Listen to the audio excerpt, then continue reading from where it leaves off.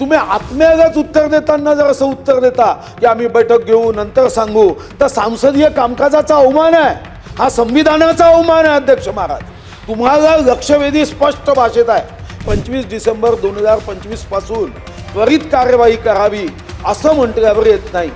2 वर्षापूर्वी आपण तिथे आधार कार्ड बेस देखील आपण नोंदणी करत नव्हतो. सरळ सरळ सातबारे घेऊन यायचे, नोंदणी करायची आणि बोनस घेऊन जायचे. एक एजंट तिथे कामाला लागले होते.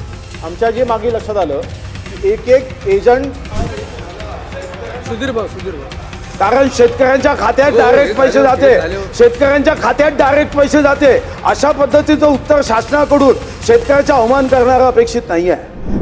ते 1,50,00,000 1,07,57,000 वरती आले.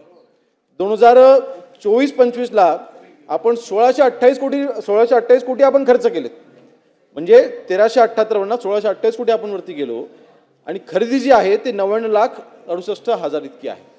मला वाटतं थोडं रिव्ह्यू करणं हे अत्यंत आवश्यक आहे. मी ह्याच्यावरती येत नाही आहे की बोनस देऊ नये, मी असंही म्हणत नाही आहे, परंतु नक्कीच या बाबतीमध्ये आपण म्हटलात खरं की या घोषणा आपण करावी, 2 दिवसामध्ये आपण GR काढावा अशी घोषणा करणं आपल्याला माझ्याकडनं अपेक्षित आहे.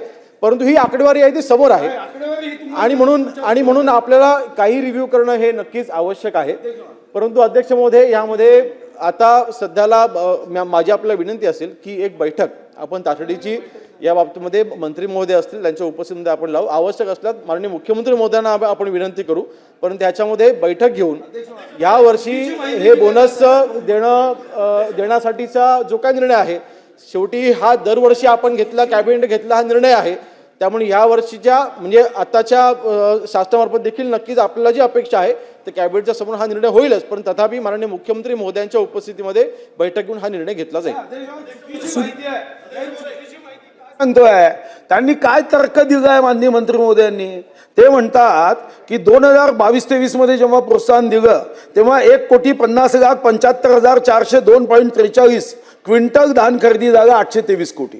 याचं कारण धान खरेदीशी याचा संबंध नाही, तरी 823 कोटी यासाठी झाली तेव्हा प्रोत्साहन राशी 15,000 होती, आता 20,000 झाली आहे.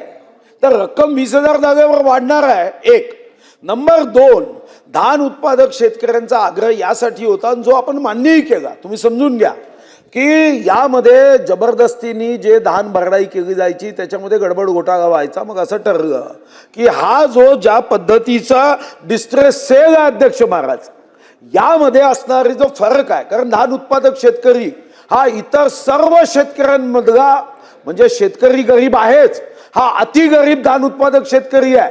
कारण एकराला 25,000 ते 30,000 खर्च होतो आणि 1,000, 2,000, 5,000च्या प्रति त्याचं काही उत्पन्न नफा येऊ शकत नाही. सर्वात फाटका शेतकरी जर असेल तर तो धान उत्पादक आहे, म्हणून बोनस सुरू झाला. आता याच्यावर चर्चा करू, बैठक घेऊ हा विषय नाही.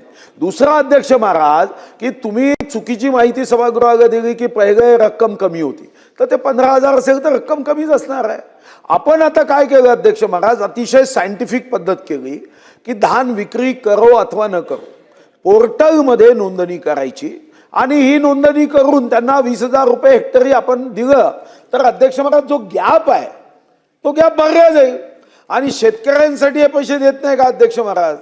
आपण 44,000 कोटी रुपये वर्षाला दरवर्षी आपण वेतन आयोगामध्ये वाढवतो. 10,000 कोटी अध्यक्ष महाराज DAच्या रूपाने कर्मचाऱ्यांना 10,000 कोटी दर वर्षाला वाढवून देतो. आमदारांचा पगार वाढवून देतो. धानाचा बोनस द्यायचा वेळ आली. चर्चा, बैठके, डिस्कशन, संवाद, मंथन यावर आपण वेळ देणार आहोत का अध्यक्ष महाराज? आणि या अधिवेशनाची सुरुवात शेतकऱ्यांच्या हिताचा निर्णय घेऊन करायची आहे की अध्यक्ष महाराज फक्त बैठका घेऊ, चर्चा करू? अध्यक्ष महाराज हे योग्य नाही. धान उत्पादक शेतकऱ्यांच्या बोनसचा निर्णय अपेक्षित आहे. शेवटी विधानसभेत जेव्हा लक्षवेधी केल्या जाते तेव्हा पूर्ण तयारी करून यायचं असतं अध्यक्ष महाराज. इथं असं उत्तर अपेक्षित नाही आहे. हा अचानक एखादा उपप्रश्न आला आणि या उपप्रश्नाची माहिती जर सरकारकडे नसेल त्याच्यावर निर्णय हा नंतर केला जातो. हा उपप्रश्न आहे का अध्यक्ष महाराज? लक्षवेधीचा आत्मा आहे. तुम्ही आत्म्यागच उत्तर देताना जर असं उत्तर देता की आम्ही बैठक घेऊ नंतर सांगू, तर संसदीय कामकाजाचा अवमान आहे, हा संविधानाचा अवमान आहे अध्यक्ष महाराज. तुम्हाला लक्षवेधी स्पष्ट भाषेत आहे की धान उत्पादक शेतकऱ्यांना बोनस द्यायचा की नाही द्यायचा. आणि याला लाजायचं काय? मी काय उखाणे घ्यायला सांगतोय का मंत्री महोदयांना? अरे तुम्ही स्पष्ट उत्तर द्या ना की धान बोनस आम्ही देणार, GR 2 दिवसात काढणार. मग याचा अर्थ काय आहे की तुम्ही अजूनपर्यंत कोणतीही तयारी 25 डिसेंबर 2025 पासून त्वरित कार्यवाही करावी असं म्हटल्यावर येत नाही. तुमच्या भातात खडे पडल्याशिवाय कसे राहतील अध्यक्ष महाराज? खाताना तुम्हाला घासामध्ये खडा येईल यांनी. 25 डिसेंबर पासून आपण मागणी केली आहे, आजची मागणी नाही आहे. आणि पहिलीच लक्षवेधी धर्मचक्र प्रवर्तनाय मान्य मंत्री महोदय उत्तर घेऊन आले नाही. जे आकडे सांगताय ते चुकीचे आकडे सांगताय आणि त्याचा काही तर्क नाही. मग सांगा देत नाही धानाचा बोनस, विचार काय करायचा आहे? द्यायचा नाही आहे ना तुम्हाला धानाचा बोनस, तर स्पष्ट सांगा ना. एवढं लपवून छपवून यांनी आपल्याला सांगायची आवश्यकता नाही. आमची आग्रही या लक्षवेधीमधून मागणी आहे की तुम्ही धानाचा बोनस देण्याची घोषणा करा. सर्वप्रथम मी आकडेवारी ही चुकीची सांगितलेली नाही. जी आकडेवारी आहे, आपण म्हटलात की 15,000 होती 2022-23ला आणि 23-24ला ही 20,000 झाली. मग 500 रुपयाचा फरक होता, रक्कम जवळपास दुप्पट झालेली आहे. 15,000 रुपयांना जर का 30,000 झाली असती तर रक्कम दुप्पट होणे अपेक्षित होतं. परंतु 2022-23ला 1,378 कोटीवरनं हे 1,628 कोटी झाली आणि खरेदी ही कमी झाली. ह्याचा मी पुन्हा एकदा सांगतोय, आमचं सरकार आमचं सरकार बोनस देण्याच्या विरोधात नाही, परंतु अध्यक्ष महोदय बोनस देत असताना ते योग्य हाती पण गेला पाहिजे. मी एक माहिती म्हणून सांगतोय की फक्त नोंदणी केली की डायरेक्ट बोनस मिळतोय. अध्यक्ष महोदय, नोंदणी करण्याची जी प्रोसिजर आहे त्याच्यामध्ये देखील आपल्याला काही बदल करणं आवश्यक होतं. 2 वर्षापूर्वी आपण तिथे आधार कार्ड बेस देखील आपण नोंदणी करत नव्हतो. सरळ सरळ 7/12 घेऊन यायचे, नोंदणी करायचे आणि बोनस घेऊन जायचे. एक एजंट तिथे कामाला लागले होते. आमच्या जे मागे लक्षात आलं की एक एजंट 15-15, 20-20, 10-10, 15 जणांचे 50-50 शेतकऱ्यांचे 7/12 घेऊन नोंदणी करतो आणि ही बोनस घेऊन जातोय.